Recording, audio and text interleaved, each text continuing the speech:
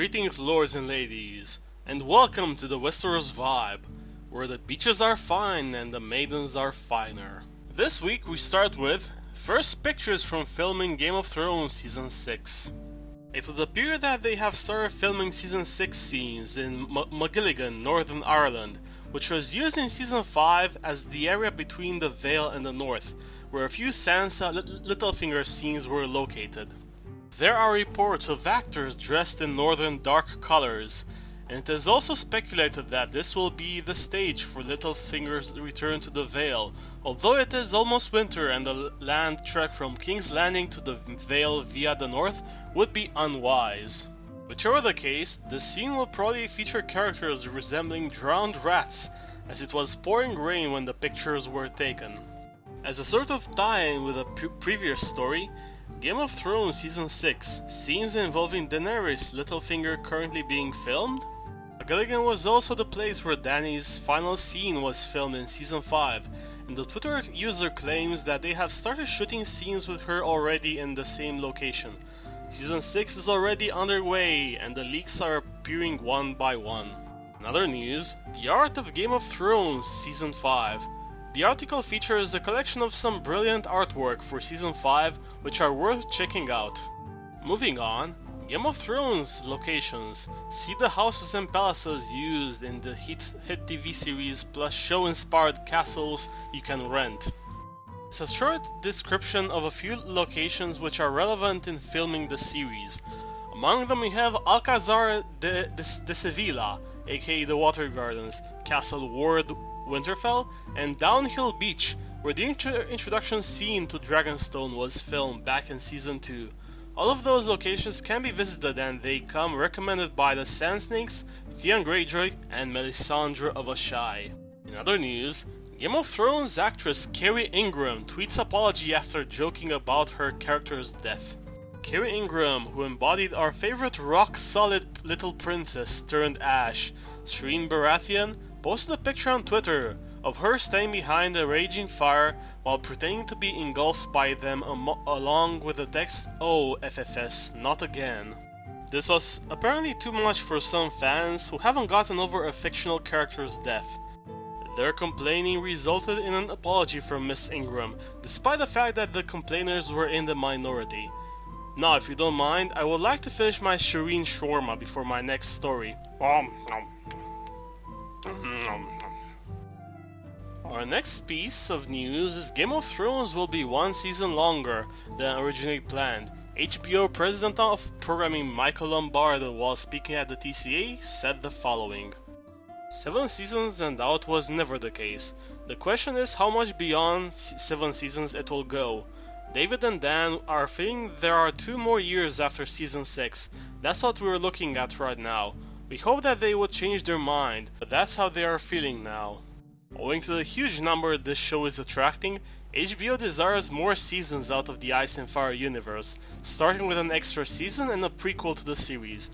David and Dan are known for saying that they will do only 7 seasons, and that they are constantly tired after the insane filming schedule of each season, so we shall have to wait and see. In other news, Game of Thrones Season 5 violence, Jon Snow's fate addressed by HBO exec. HBO Programming President Michael Lombardo has addressed the violence and sexuality of Season 5, saying that from the beginning these themes existed, and that the showrunners know when to draw the line. If you look back at the very first episode of the show, it features the attempted murder of a 10-year-old. Anyone who could get past that without immediately quitting the show has no excuse complaining now. Oh, and there is also some more confirmation about how Jon Snow really is dead, and there is 0 chance of him coming back, from what Lombardo has seen, read or heard. In geological news, the mountain from Game of Thrones becomes Europe's strongest man. Again. Hafthor Bjornsson, the muscles behind Gregor Clegane, has maintained his standing as Europe's strongest for a 2nd year in a row. His potential new identity of Robert Strong has never been more fitting. In other news, Sophie Turner spotted on new Game of Thrones sets. Is Sansa Stark going back to Winterfell? Sophie Turner has been spotted in Moneyglass, a small town in Northern Ireland where Winterfell scenes were shot for Season 5.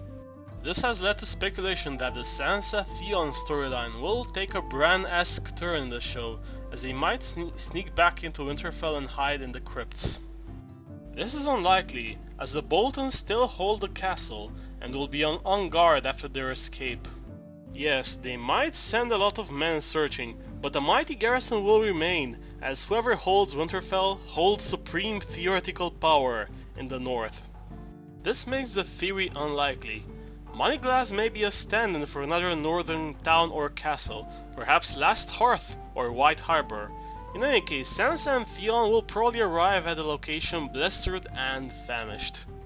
Changing gears to book news, we have Winds of Winter update. Game of Thrones author George R. Martin says big twist is coming. The only relevant piece of news is contained in the title, The Big Twist. The rest of the article dealing with the possibility of Jon Snow returning, which wouldn't be a twist, as so many people are expecting it. A big twist could potentially deal with an established and uncontested piece of information that will turn out to be completely wrong. This could be anything, from R plus L equals D, B plus A equals J, to Quentin actually being alive and in possession of a dragon, to the children of the forest actually turning out to be the real threat to humanity. We are sure to be in for quite a few twists, turns, surprises, deaths and revelations in Winds of Winter, but the big one appears to be something really special. Finally, in the land of YouTube, we have had a few entries this week.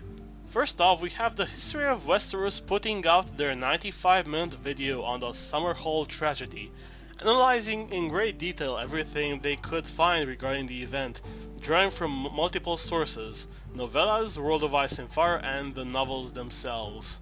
Preston Jacobs has released his What Are You Missing video for episode 8 of season 1, The Pointy End, in which he points out what show-only watchers are missing out on by not reading the books.